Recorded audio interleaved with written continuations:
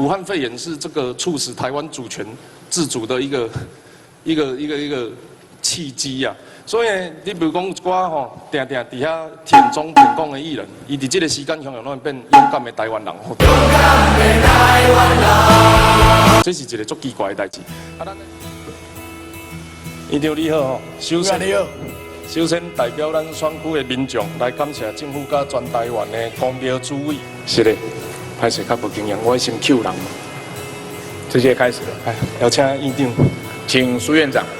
所以吼，咱爱感谢这30几万人伫这段时间吼来付出的心力，啊以及着咱对着台湾吼，这道包括拢听着政府吼咧替大家做代志。那其实咱知影吼，包括因为咱建立一个真好的健保的系统啊，甚至吼有一寡平常时啊，拢讲家己是中国人的人，吼啊家己破病吼是讲中国发生代志，有哪会走转来变台湾人？武汉肺炎是这个促使台湾主权自主的一个契机啊。所以你比如讲一寡吼，定伫遐田中田讲的艺人，伊伫这个时间向拢会变勇敢的台湾人。勇敢的台湾人，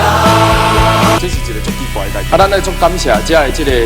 医术人员呐。而且有一寡建议，互大家参考看卖，因为吼前线压力，我相信部长、院长恁拢压力真大，但前线医术伊嘛有真大压力吼，包括着。最近已经有几项新闻，吼，便当唔敢送你去病院，吼，也是讲这个学校的同学要求讲医师的囡仔，吼，莫来上课。首先，我们很肯定政府在这次的防疫的措施上的执行，让我们台湾能够虽然是在邻近的国家，但是在目前为止疫情都维持稳定相对稳定的状态。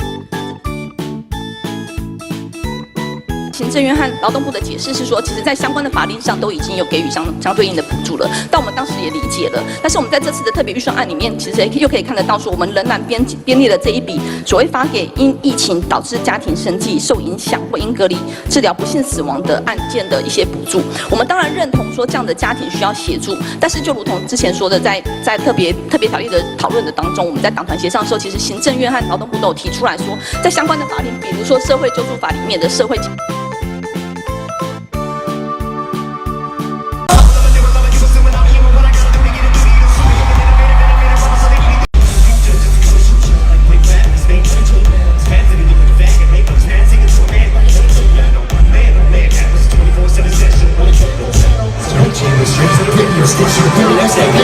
I'ma kill you, niggas coming at you with suicide speed.